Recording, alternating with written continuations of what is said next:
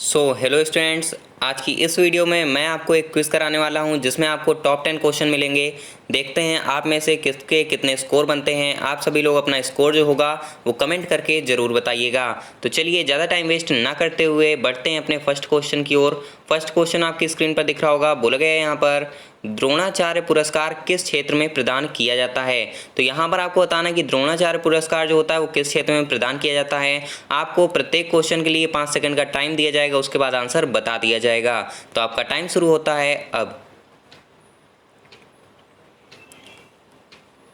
तो यहाँ पर आपका राइट आंसर हो जाना है खेल प्रशिक्षण। क्या हो जाएगा? तो यहाँ पर आपका राइट आंसर हो जाना है खेल प्रशिक्षण। अब इसके बारे में थोड़ी चर्चा कर लेते हैं कि ये द्रोणाचार्य पुरस्कार जो होता है ये किसको दिया जाता है। तो जैसे आपको पता होगा कि कोई भी खेल होता है उसमें कोई ना कोई कोच ज़रूर होते हैं, तो जो उनको खिलाड़ियों को प्रशिक्षित करते हैं, जो कि कोच होते हैं, तो उन्हीं को ये पुरस्कार दिया जाता है। तो आप लोगों को कन्फ्यूज़न नहीं करना है कि खिलाड़ियों को दिया जाता है या आप बोल सकते हैं उनके जो टीचर होते हैं उनको दिया जाता है। तो यहाँ पर मैंने आपको क्लियर कर दिया है कि द्रोणाचार्य पुरस्कार जो होता है वो प्रत्येक खिलाड़ियों के जो कोच होते हैं उनमें से जो भी सर्वश्रेष्ठ प्रदर्शन करता है उसको दिया जाता है। चलिए बढ़ते हैं नेक्स्ट में। तो नेक्स्ट यहाँ पर आपको देखने को मिल जाएगा सेकंड नंबर, जिसमें बोला गया है माइक्रोसॉफ्ट किंग किसे कहा जाता है।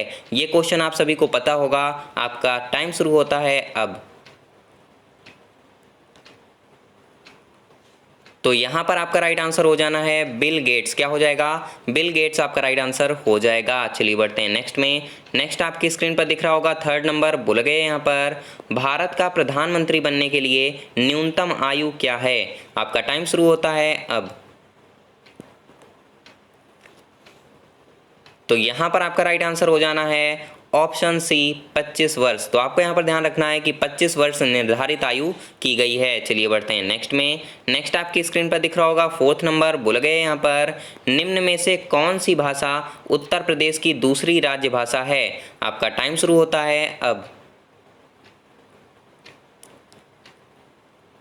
तो यहाँ पर आपका राइट आंसर हो जाना है उर्दू। क्या हो जाएगा? उर्दू आपका राइट आंसर हो जाएगा। आपको यहाँ पर पता होना चाहिए कि उत्तर प्रदेश की जो प्रथम राज्य भाषा है वो हिंदी है और लिपि कौन सी है? तो देवनागरी है। चलिए बढ़ते हैं नेक्स्ट में। नेक्स्ट आपकी स्क्रीन पर दिख रहा होगा फिफ्थ नंबर। बोला गया यहाँ पर वायुमंडल में ऑक्सीजन की मात्रा कितनी होती है। तो यहाँ आपको बताना है वायुमंडल में ऑक्सीजन की मात्रा। 4 ऑप्शन स्क्रीन पर हैं। आपका टाइम शुरू होता है अब। तो यहाँ पर आपका राइट आंसर हो जाना है 21%। क्या हो जाएगा? 21% राइट आंसर। यहाँ पर आपको बता देना चाहता हूँ कि नाइट्रोजन गैस जो होती है उसका परसेंटेज होता है 78%, जो कि आपको ऑप्शन सी दिख रहा होगा। लेकिन यहाँ पर आपसे पूछा गया था ऑक्सीजन की मात्रा, तो यहाँ पर आपका राइट आंसर हो जाना है ऑप्शन बी यानी कि 21%। चलिए बढ़ते हैं नेक्स्ट में। नेक्स्ट आपकी स्क्रीन पर दिख रहा होगा 6 नंबर, जो कि बोला गया है विटामिन बी की कमी से कौन सा रोग होता है या कौन सी बीमारी होती है। आपका टाइम शुरू होता है अब।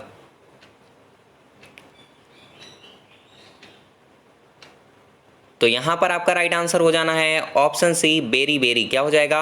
बेरी बेरी आपका राइट आंसर हो जाएगा। यहाँ पर जो आपको दिया गया है रतौंधी, ये जो होती है बीमारी ये होती है विटामिन ए की कमी से। उसके बाद आपको यहाँ पर सूखा रोग दिख रहा होगा, ये आपकी जो बीमारी होती है ये होती है विटामिन डी की कमी से। चलिए बढ़ते हैं नेक्स्ट में। तो नेक्स्ट आपकी स्क्रीन पर यहाँ पर दिया गया है 7th नंबर, जिसमें बोला गया है कि भारत में कितने वर्ष के अंतराल के बाद जनगणना की जाती है। अब यहाँ पर आपको बताना है कितने वर्ष के अंतराल में जनगणना की जाती है। आपका टाइम शुरू होता है अब। तो यहाँ पर आपका राइट आंसर हो जाना है 10 वर्ष। क्या हो जाएगा? 10 वर्ष आपका राइट आंसर हो जाएगा। आपको यहाँ पर पता होना चाहिए कि पिछली बार कब जनगणना की गई थी। तो पिछली बार जनगणना हुई थी 2011 को। कब हुई थी? 2011 को हुई थी। और इस बार आपकी 2021 में होनी है। चलिए बढ़ते हैं नेक्स्ट में।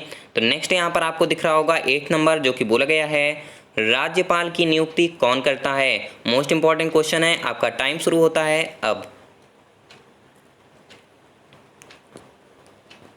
तो यहाँ पर आपका राइट आंसर हो जाना है राष्ट्रपति। क्यों कौन करता है? तो यहाँ पर आपका राइट आंसर क्या हो जाएगा? राष्ट्रपति हो जाएगा। यहाँ पर आपको थोड़ी सी जानकारी दे देता हूँ कि जो आपका केंद्र होता है, आप बोल सकते हैं पूरा जो भारत संघ है, तो उसका जो प्रमुख होता है वो आपका राष्ट्रपति होता है। लेकिन अगर आप बात करते हैं एक पर्टिकुलर राज्य की, तो राज्य में अगर आप पूछें कि प्रमुख कौन होता है तो आप लोग को मुख्यमंत्री पता होगा। लेकिन ये आपका राइट आंसर नहीं होता है, क्योंकि जो राज्य होता है उसका प्रमुख कौन होता है? राज्यपाल होता है। जिस तरीके से केंद्र के सारे काम प्रधानमंत्री मुख्यमंत्री करता है, लेकिन प्रमुख कौन होता है? आपका राष्ट्रपति होता है। उसी प्रकार से राज्य के जितने भी काम होते हैं वो मुख्यमंत्री करता है, लेकिन जो प्रमुख होता है वो होता है राज्यपाल। चलिए बढ़ते हैं नेक्स्ट में। नेक्स्ट आपकी स्क्रीन पर दिख रहा होगा 9th नंबर, जो कि बोला गया है डिस्कवरी ऑफ इंडिया का लेखक कौन है। अब यहाँ पर आपको बताना है डिस्कवरी ऑफ इंडिया किसने लिखी। 4 ऑप्शन आपकी स्क्रीन पर हैं। आपका टाइम शुरू होता है अब। तो राइट आंसर यहाँ पर आपका हो जाना है जवाहरलाल नेहरू। चलिए बढ़ते हैं नेक्स्ट में। नेक्स्ट आपकी स्क्रीन पर दिख रहा होगा 10th नंबर, बोला गया है निम्नलिखित में से कौन सा ग्रह नहीं है। तो यहाँ पर 4 ऑप्शन आपके सामने देखने को मिल जाते हैं। आपका टाइम शुरू होता है अब। तो यहाँ पर आपका राइट आंसर हो जाना है सूर्य। क्या हो जाएगा? सूर्य आपका राइट आंसर हो जाएगा। आप सभी को पता होगा कि सूर्य जो होता है वो तारा होता है एक प्रकार का, ना कि ग्रह।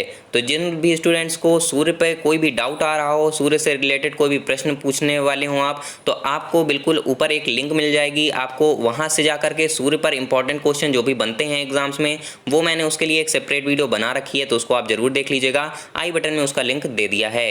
तो उम्मीद करता हूँ ये वीडियो अच्छी लगी होगी। अच्छी लगी हो तो लाइक कर दीजिए, दोस्तों के साथ शेयर कर दीजिए, कमेंट करके बताइए कि आपके कितने स्कोर हुए हैं। देखते हैं किसका ज़्यादा स्कोर हो पाता है।